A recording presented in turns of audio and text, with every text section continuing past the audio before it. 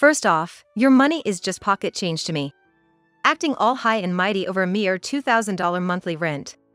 Go ahead, stop paying. They both looked at me triumphantly. With pleasure. John and Alex must have thought I'd come crying and apologizing to them. They were surprised by my response. Fine by me. I'm dead serious about stopping the payments. With that, I left the house. And that's how I cut ties with John, Alex, and the family. My name is Eleanor. I'm a 47-year-old. I married John 18 years ago. I met him on the dating site. I'm plain-looking, short, and was nicknamed Sunfish as a kid. I was always teased by everyone growing up. Because of that, I never had much self-confidence. For me, with low self-esteem, marriage was a distant dream. John always looked down on me from the start. He never treated me to a meal, not even once. We often split the bill, and I often paid. Moreover, John was divorced with one child. Since it was my first marriage, my parents were strongly against it. But I never had the slightest intention of breaking up with John. It happened one day. While on a date, John proposed to me. You know, I think marrying you wouldn't be so bad. His condescending way of saying it shocked and honestly hurt me. I often daydreamed about the ideal words and scenario for a proposal. I wished for kinder words when being proposed to for marriage. Additionally, John's 14-year-old son, Alex, never warmed up to me. I dismissed it as typical teenage behavior, but he's never looked me in the eye while speaking, even to this day. But none of that bothered me. I truly believe this marriage proposal was my last chance. Marriage was my dream. Approaching 30, I was indeed feeling desperate. I thought if I let this chance slip, I'd never marry again. So, I went against my parents' wishes and married him. In hindsight, my parents were right. If I had followed my parents' advice, I think I could have avoided this nightmarish situation. Looking back, this was the entrance to hell.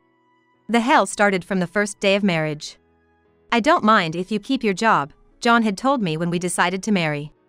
I thought he was understanding, but I was wrong. On the first day of marriage, John said something shocking. You'll pay the rent here. What? I didn't understand what John was saying at first. So, you're gonna pay the rent. That's what you work for, isn't it? From John's tone, I could feel there was no love for me. He seemed to view me not as his wife, but as a source of money. I had thought John's reluctance to treat me to meals was because he was frugal and sensible, but maybe I was wrong. Perhaps he just wanted to be lazy. John always looked down on women, not just me. His failure in marriage was also due to Alex. He often said, just because you're a woman. Or, since you're a woman. Whenever John watched TV and saw a drama featuring a successful woman, he always badmouthed them. Being a woman and daring to be a doctor. I would never want to be a patient of yours if I were in need. John's complaints were usually when he had been drinking. And he never had the courage to say these things directly to someone's face, so he'd either mutter them to the TV or under his breath. Hearing this always made me feel terrible and lose my appetite. John was not just stingy, he was all for getting anything free. At local festivals, if they offered free local vegetables to early arrivals, he'd always send me to line up. He'd show up just in time to collect vegetables for both of us. He would sign up for every sample and free trial. And it was always my job to turn down the follow-up sales pitches and persuasions. John also loved to make complaints. If there was even a slight issue with a purchased product, he'd definitely complain. His complaints were not loud or aggressive, but persistent and time-consuming. John once made a complaint at a supermarket and spent hours grumbling, even causing a female part-time worker to cry. Since that incident, I haven't shopped at that supermarket. I'm too embarrassed to show my face. John's complaining wasn't limited to outside, he did it at home too. He was meticulous, always nitpicking. This laundry, the collar's still dirty. John points out stains on shirts he's been wearing for years, stains that just won't come out. I take the shirt without talking back. If I did, I'd be in for a long lecture. He also nitpicks about other things, dirt in the corner of the entrance, water spots on the windows, damp hand towels. Dealing with John's complaints, my day just ends. John is not just a complainer, he's also harsh with people. He treats me like I'm some sort of servant. Since we got married, any kindness John had towards me has vanished. While dating, there was little kindness, but he showed some concern for me. Now, he has no hesitation in his demands. Even in the middle of the night, he'd send me out to buy liquor, or if he ran out of snacks, he'd order me to make more. He doesn't care if I'm asleep in the bedroom. Even after midnight, he'd come to the bedroom and kick my thigh. "Hey, I'm out of booze. Go to the liquor store and get me some beer." And when I go, he'd then demand, "Make some snacks." So, I often go to work sleep-deprived. John drinks heavily. Because of that, he often calls in sick to work, hungover. When he drinks till he passes out, he won't get up the next morning. Even on weekdays, he's sometimes passed out. On those days, it's my job to call his office and say, he's sick and won't make it in. Once, when I forgot to call, John berated me. "Typical of you, not taking care of your husband when he's sick and just making things worse. If you're useless, at least don't cause trouble." He drinks heavily and then can't get up because of the hangover. His hangovers are all his own doing. But he acts like it's my fault. When John's sleeping off a hangover, I try to be as quiet as possible. Once, when I used the vacuum cleaner, he got so angry, he lectured me for 2 hours. Now, when John's home, I use a broom to clean. John usually drinks when he's at home, so I can hardly ever use the vacuum cleaner. John's lectures are long. This is because he repeats the same things over and over. This time, I had to apologize for about 2 hours continually. I was mentally exhausted from John's treatment, and it had become a habit for me to live in a way that wouldn't upset him. John would drink and lead a sluggish life. He cleverly used the company's policies to take time off. I was worried he might have been fired since he hadn't gone to work for so long. But when I expressed my concern, John muttered, "It's paternity leave." I was baffled about how he managed to get paternity leave for a high school-aged son. But I couldn't question it. John was skilled at interpreting the company's systems and policies in a way that suited him. He was self-indulgent, always finding excuses to take time off from work. He never did overtime or worked on weekends. He used up all his paid leave. Yet, he didn't plan family trips or anything. He mostly just lounged around at home, drinking. The most he'd do was go to a bar by himself. John's favorite phrase was, "I married you, didn't I?"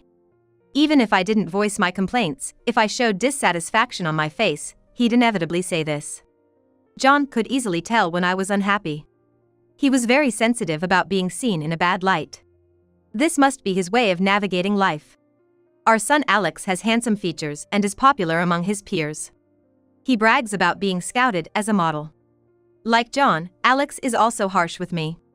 He refuses to eat food he dislikes. Worse, if such food is on the table, he complains. Alex, too, complains persistently like John. Once, when I handed him socks that were inside out after washing, he complained for a week. Alex attended a public high school and his grades were above average. John didn't like spending money on anyone but himself and wasn't interested in Alex's education. He's going to have to work after he graduates from high school, John had declared. I wanted Alex to go to university when I thought about his future. I thought that without it, Alex might struggle in the future, so I decided to send him to tutoring. Knowing John wouldn't contribute, I decided to pay the tutoring fees from my income. However, this made our financial situation even tighter. John gave me some money for living expenses, but frankly, it wasn't enough. After months of trying to make ends meet, I asked John for more money.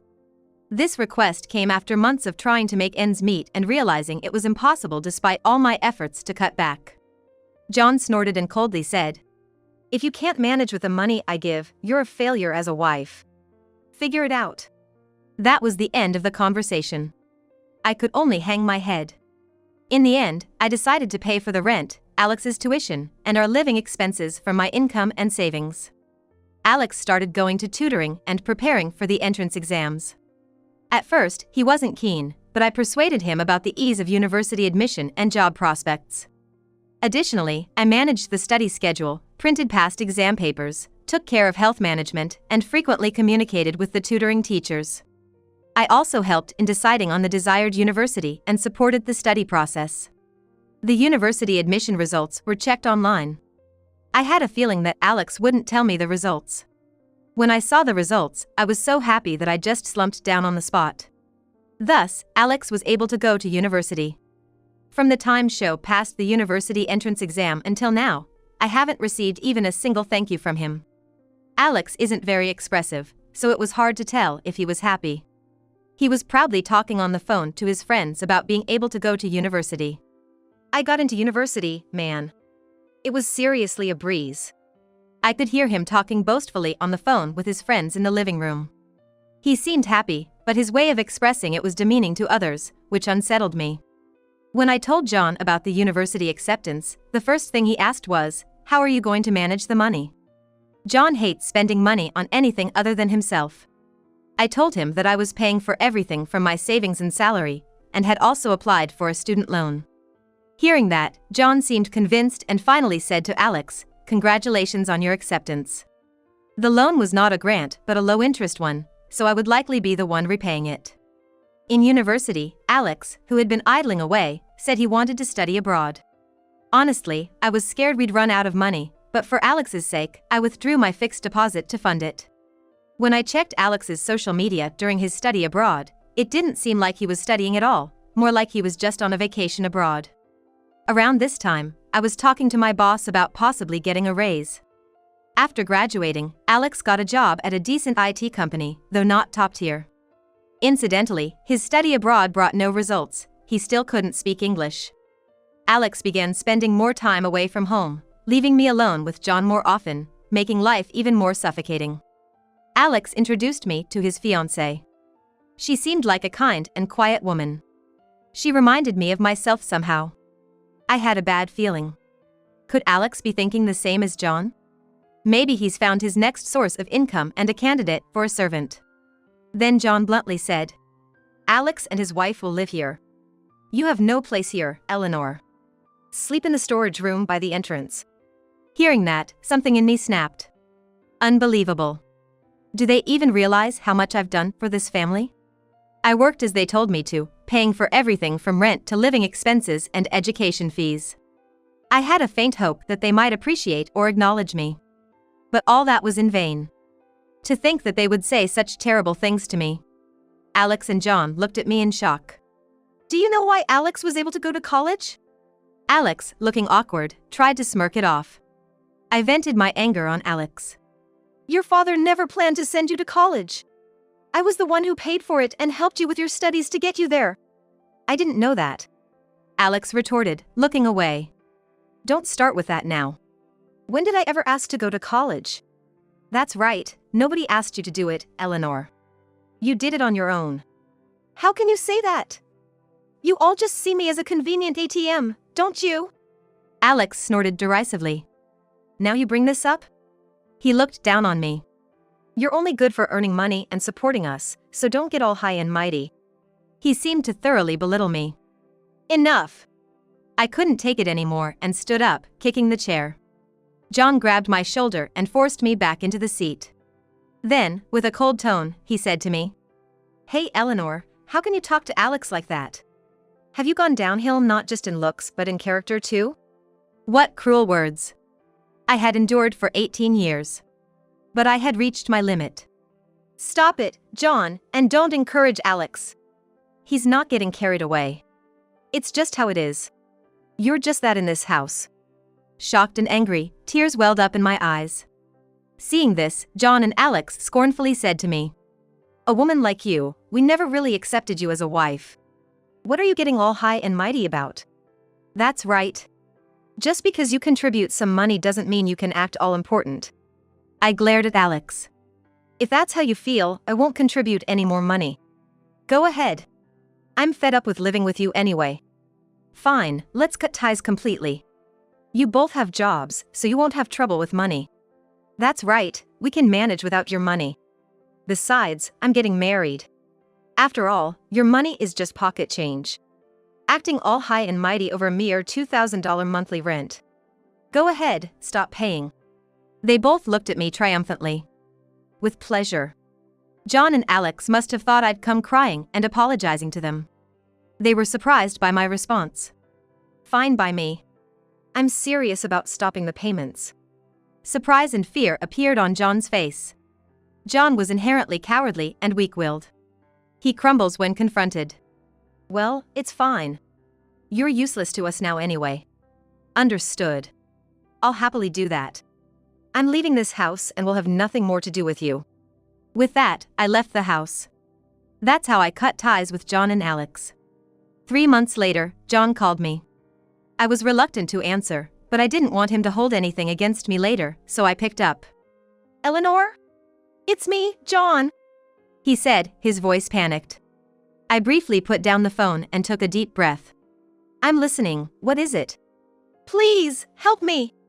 I had suspected they might start struggling financially, but his panic was extraordinary. What? Why now? I thought I had cut ties with you all. I tried to stay calm and composed, even though my heart was racing. Don't say things like that. We're really in a tight spot right now. Can you just pay the rent again, just for now? We're family, after all. We were still legally married, as the divorce proceedings were ongoing. The discussions hadn't made much progress, so I was talking to a lawyer about going for a court divorce. Legally, we were still a couple, but I saw no reason nor had the inclination to help this man. What are you talking about? Who was it that called my money just pocket change? I might have said that, but I'm really in trouble now. John's voice quivered, sounding tearful. However, I knew this was just an act, his way of trying to worm his way back in. He was attempting to ingratiate himself with me again. I was wrong before, I'm sorry. Please, we're in danger of falling apart as a family. Hearing his words, I could sense that John was indeed in trouble. I responded mockingly. Oh, right. Alex got fired, didn't he? And now he's spending his nights at the police station. Alex had been caught embezzling company funds and was under police investigation. John seemed shocked. He seemed shocked, at a loss for words. After a moment, John managed to speak. How did you know about that? More importantly, did you know Alex's company was recently acquired? The company that bought it is where I work. What? There was a sound of something dropping. Apparently, John had dropped the phone. John knew about Alex's arrest, but didn't know that my company had acquired his. I was working at a company making AI semiconductor chips, which decided to take over Alex's IT company. During the acquisition process, Alex's embezzlement came to light. Our CEO is strict about ethics and won't tolerate fraud. Immediately, criminal charges were filed, and most of the involved parties were arrested. The reason I started working at this company was when Alex wanted to study abroad. That's when I asked for a raise. The person who listened to me then was my manager. He was talented and had led several developments leading to patents. He told me he was about to start his own company. I can't fully utilize my abilities if I stay in the current company, he often lamented. This manager invited me to join his new venture. The salary might be low initially, but we will surely succeed, he said passionately. I believed this person would definitely succeed, so I decided to change jobs without consulting John. In fact, at that time, I was not only avoiding consulting John, but also avoiding speaking to him altogether. I thought I could manage for a while with my savings and severance pay. Initially, the salary at the new company wasn't much. But as we obtained several AI-related patents, the company's performance soared. The CEO praised me for making operations run smoothly and for aiding in the smooth progress of development. I was often told by the CEO, without you, I wouldn't have been able to concentrate on development. Indeed, when the CEO focuses on development, he tends to neglect other aspects like company management and sales. I took on tasks like negotiating with banks and developing new business clients. Since we started as a small company, I had no choice but to do it myself. As development progressed, we expanded the company and hired more people. The company's growth wasn't just due to my efforts. The AI semiconductor developed by the CEO played a big part. The CEO told me my salary would increase, but I feared that if John found out about my sudden salary increase, he would exploit it. So, I kept my salary the same as it was at my previous company. Instead, I received company stocks as a form of compensation. Alex's wrongdoing involved inflating bills in collusion with a trading company. He made it look like the inflated charges were from an overseas company introduced by the trading company to avoid detection. He had been doing this for at least 2 years. The police are rigorously investigating him for other potential crimes. It was surprising that Alex could come up with such a scheme. Involving an overseas transaction, as it seemed too complicated for him to plan. The trading company claimed they did it reluctantly at Alex's request. I suspected there was a mastermind behind this plot. My gut feeling was that John might be involved. You planned Alex's scheme, didn't you? I asked John directly. John stuttered and fell silent. No way, he did that on his own. Really? He's been doing it for quite a while now. In a way, I think it's a remarkable talent. I taunted John to see his reaction. Well, yes, but it's a crime. It's not right to call it talent. But using overseas companies might have been a smart idea. So, you did plan it and had Alex carry it out. Why would you think that? The part about using overseas companies wasn't reported in the media. The fact that you know about it means you were involved. You just revealed a secret. I could hear John grinding his teeth. I'll report this to the police. Even if I don't, I think Alex will eventually confess. Don't mess around. This is all your fault. John kept talking, but I hung up midway. I didn't want to talk to John anymore. After that, he called several times, but I ignored all of them. I understood that they were in trouble with Alex's arrest. But John had his own income. I couldn't fathom why they were so desperate for money. 3 months later, I got another call from John. I ignored it at first, but I needed to retrieve some belongings from the house, so I called John back. John said he wanted to meet because it was too much to discuss over the phone. I agreed and decided to visit the house. The next day, I went to the house where I had lived until. It was clear that the house had fallen into disrepair. Nothing seemed to have been maintained. The pathway to the entrance was covered in fallen leaves and stained with water spots. Even the doorbell didn't ring when I pressed it. Maybe it was broken. When I grabbed the doorknob, the door opened. It wasn't locked. As I stepped inside, a stale smell hit my nostrils.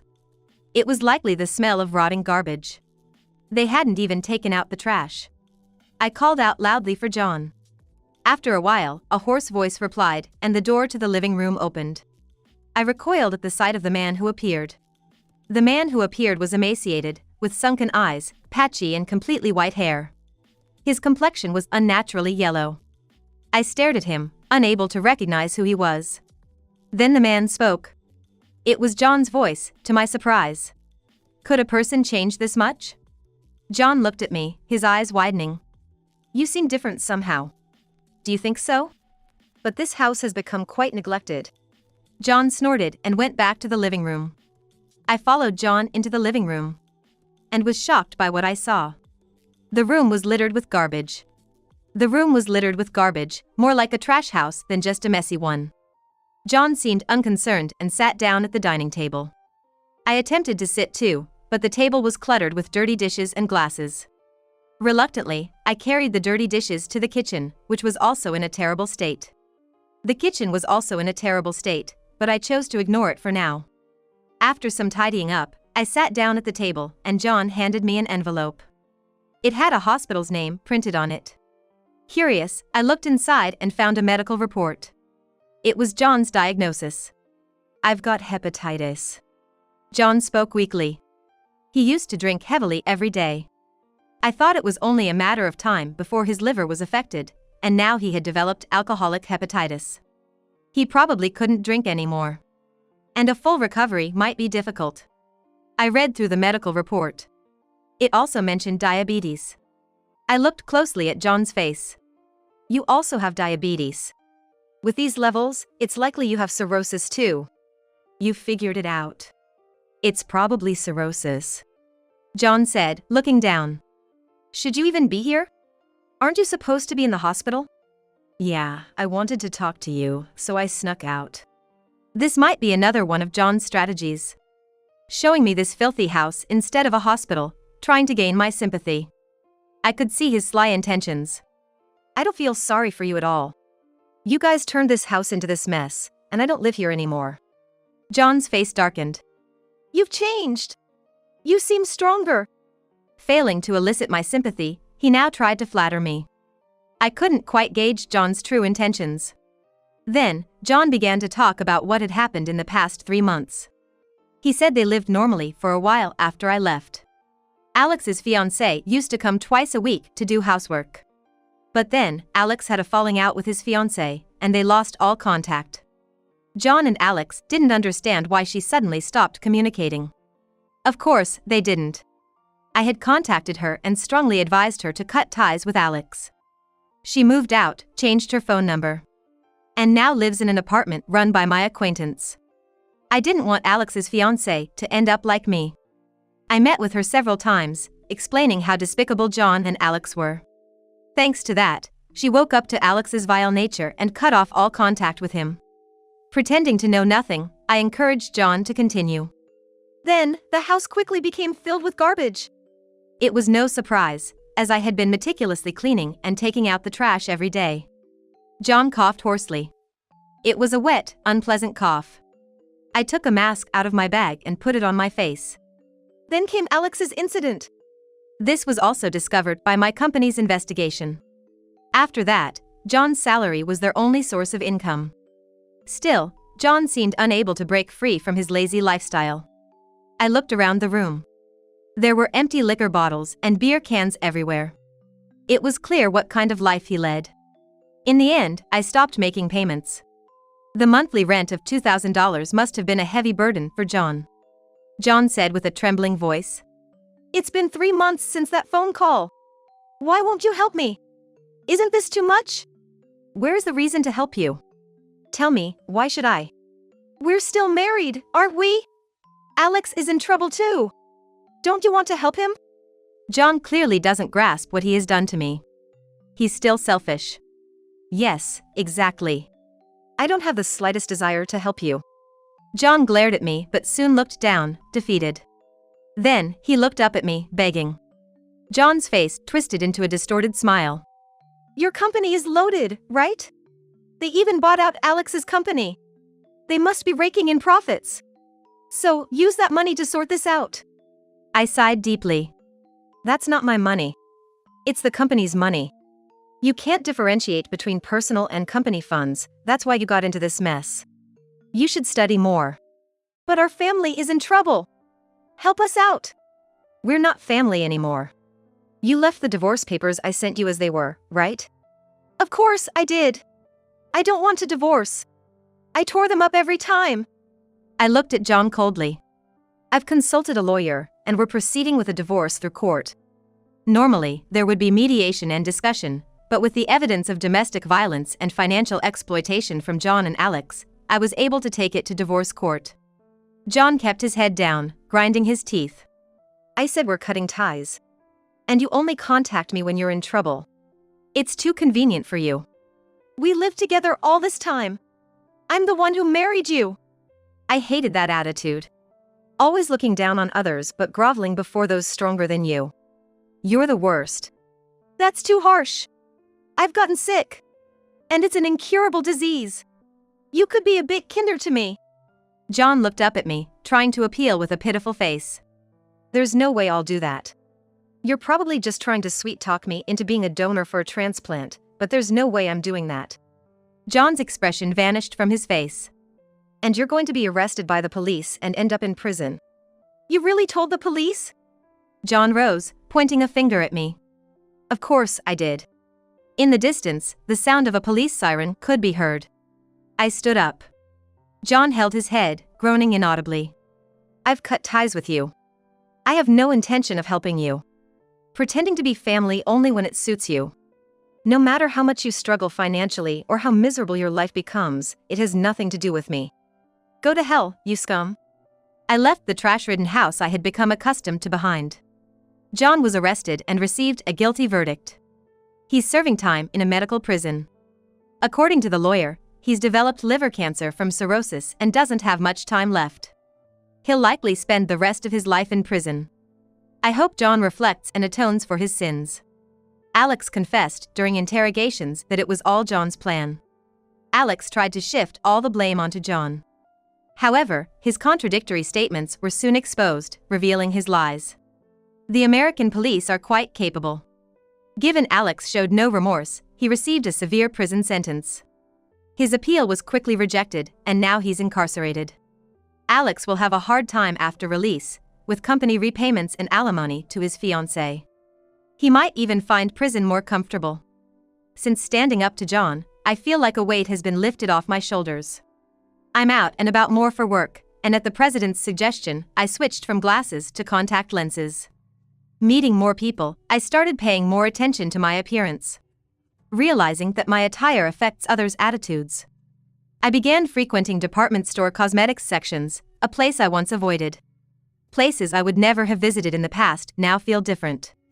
Initially intimidated, I learned not only about makeup but also about speech and posture, realizing the importance of appearance. Now, I dedicate time to grooming myself. I've noticed men looking my way more often, a new and curious experience for me. I used to be the one who averted my eyes, but now it's a curious feeling to see others do the same. My company has continued to grow steadily, and I have been appointed as an executive. Recently, in an executive meeting, the president announced his desire to focus on development and his intention to resign. Amidst the commotion, he nominated me as his successor. Surprised at first, I received blessings from all executives. Since then, my life has been filled with unfamiliar tasks and a hectic schedule. My days are busier but much more fulfilling than before. Thus, I've regained confidence and am enjoying life to the fullest.